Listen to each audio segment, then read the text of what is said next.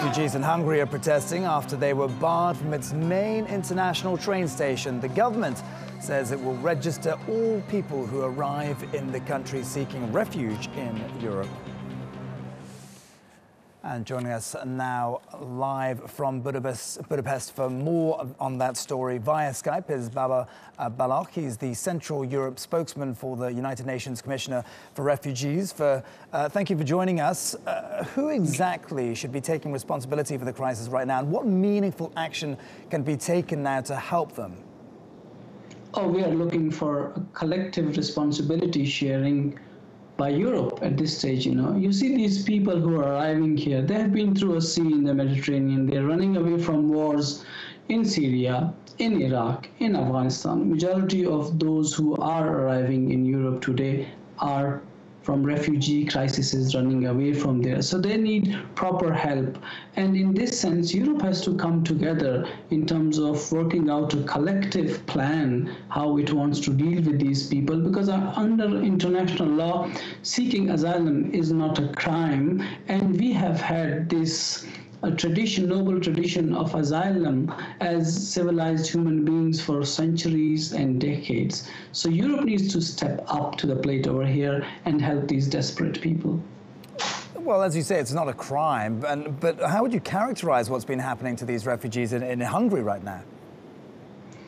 Oh, I mean, these are heartbreaking scenes, because when you see these people, I have been at the top of the border, Hungarian and the Serbian border, trying to see these people come. They walk for days and days. When they're entering, they walk through this rail track which runs from Serbia to Hungary. And when we come there, you look at the desperation. I mean, these are women and children. They have been on the run for too long. And then they arrive to a treatment like this in Europe, which is just, we just can't understand it, And for them, I mean, it was very interesting. I was standing at the border. Someone came in and said, "Is this Europe? Have we arrived into Europe?" And then somehow they were thankful. But when you meet the same people after 3-4 days, they will say, "Oh, why are we being treated like animals?" They're kept in detention. They go through a process of waiting and for 3-4 days. And at the end, they're just desperate to find some proper reception. And for that, they would go a long way. But even for them, a minute's journey more is too much.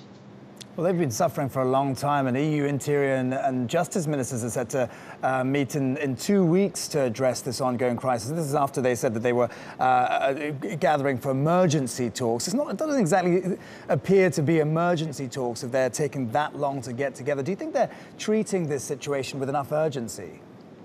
Yeah, I mean, this is exactly the issue we have had from Europe is they do things, there's some movement, but it's too little, too late. Well, these are desperate people. When you have 300,000 people that have arrived here, majority of them are from countries where there's a war and a conflict. So international obligation is very clear on Europe collectively and also on individual countries.